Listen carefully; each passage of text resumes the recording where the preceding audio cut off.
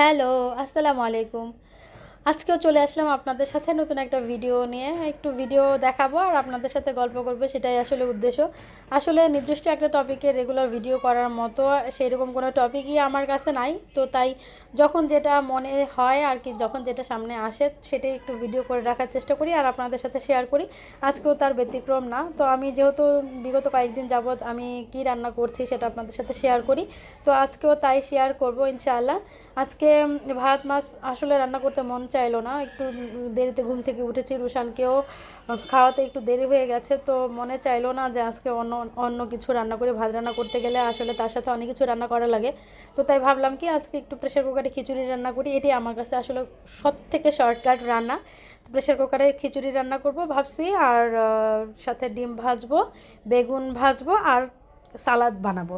তো আমি যখন প্রেশার কুকারে খিচুড়ি রান্না করি, রুশানের বাবা আবার বলে শুধু একদম খালি খিচুড়ি রান্না করছো, এর মধ্যে একটু অন্তত আলু দিও। তো তাই জন্য এটার মধ্যে একটু আলু দিলাম। তো আমি আসলে প্রেশার কুকারে যখন খিচুড়ি রান্না করি আমি মুগ ডাল দিই না, কেন যেন আমার কাছে মুগ ডালের ফ্লেভার সবসময় ভালো লাগে না। তো এখানে আমি মসুর ডাল দিয়েই মশলা টশলা কষিয়ে চালটা একটু ভালো মতন ভেজে টেজে পানি দিয়ে দিলাম। এখন একটু ওয়েট করব, পানি ফুটে উঠলে যখন বলক আসবে তারপরেই আসলে আমি ঢাকনাটা সবসময় দিই। আমি এভাবেই করি। অনেকে আছে আমি জানি যারা প্রেশার কুকারে রান্না করে সব কিছু মেখে টেকে দিয়ে একবারে প্রেশার কুকারে বসিয়ে দেয়, কিন্তু আমি আবার একটু এই কাজ করি। আমি জানি না কেন, নয়তো আমার কাছে মনে হয় আসলে মশলাটা একটু কাঁচা কাঁচা লাগে। আসলে মশলা কাঁচা থাকে না, কিন্তু আমার কাছে মনে হয়। তো এখানে বেগুন নিলাম, বেগুনটা কেটে আবার হলুদ মশলা মাখিয়েও নিলাম। আমি ইদানিং দেখছি সব কাজই একটু ফাস্ট হয়ে গেছে। আর দেখেন বেগুন কাটতে কাটতে আমার খিচুড়ির রান্না হয়ে গেছে। খিচুড়ি রান্না করার পরে আমি আসলে এটাতে কিন্তু শুকনো মরিচ ব্যবহার করি নাই, শুকনো মরিচের গুঁড়া। আমি শুধু আস্ত কিছু কাঁচামরিচ দিয়েছিলাম, যেহেতু রুশানকেও আমরা এটাই খাওয়াবো। রুশানের জন্য আলাদাভাবে কোনো কিছু রান্না করি নাই। তো তাই আমি রান্নার শেষে উপর থেকে সেই কাঁচামরিচটাও একটু ফেলে দিলাম কয়েকটা, আর কয়েকটা রাখলাম। আর এই তো আমার খিচুড়ির ফাইনাল লুক। তো তারপর আমি আসলে ডিম ভেজে নিলাম। এখানে আমি 2-3টা ডিম একসাথেই ভেজে নিলাম। ওই আলাদা আলাদাভাবে ভাজার ইচ্ছা হলো না।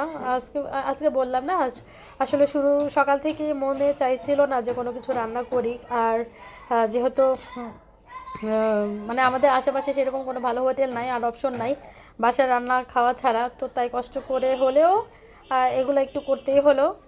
তো আমাদের রান্না টান্না শেষ, আমরা সব কিছু নিয়ে খেতে বসে গেলাম। এখানে দেখেন রুশানের বাবাকেও একটু দেখালাম, তার শরীরটা আসলে খুব বেশি একটা ভালো না। সবাই আপনারা তার জন্য দোয়া করবেন। আমি আপনাদের সাথে শেয়ার করি নাই, তার ছোটো একটা অ্যাক্সিডেন্ট হয়েছিল যে কারণে তার শরীরটা একটু খারাপ। তো আল্লাহর রহমতে এখন আগের থেকে ইমপ্রুভ করছে। তো আজকে আমি একটু ভিডিও করলাম আর ইফরাকে বললাম তুমি একটু খাবার সার্ভ করে দাও। তো ইফরাই দিল। আমি আসলে রান্নার ফাঁকে ফাঁকে ভিডিও করার চেষ্টা করি যতটুকু সম্ভব হয়, এর থেকে বেশি আসলে আমার পক্ষে খুব বেশি একটা পসিবল হয় না, কারণ হেল্প করার মতো কেউ নাই। এক হাতে রান্না করি তো আরেক হাতে মোবাইল থাকে অনেক সময়। তো আজকে রান্নার পরে রুশানকে অল্প একটু খাওয়ালাম। ও শুকনো শুকনো এরকম খিচুড়ি খুব বেশি একটা খেতে পারে না, তা সত্ত্বেও যেহেতু আজকে অন্য কোনো কিছু রান্না করি নাই এটাই একটু খাওয়ালাম। ওকে খাওয়ানোর পর আমি একটু ভিডিও করার চেষ্টা করলাম। এই তো বললামই তো রান্নার ফাঁকে ফাঁকে চেষ্টা করি, আর আমি এখানে আমার জন্য একটু নিয়ে নিলাম। আলহামদুলিল্লাহ খেতে খুব মজাই হয়েছিল। আমি আসলে অনেক কিছু চাই আপনাদের সাথে শেয়ার করতে, কিন্তু বিভিন্ন পরিস্থিতির কারণে সেটা শেয়ার করা পসিবল হয় না। আজ এতটুকুই। দোয়া করবেন আমাদের জন্য, আর আপনারাও অনেক বেশি ভালো থাকবেন। শুভকামনা সবার জন্য। আল্লাহ হাফেজ।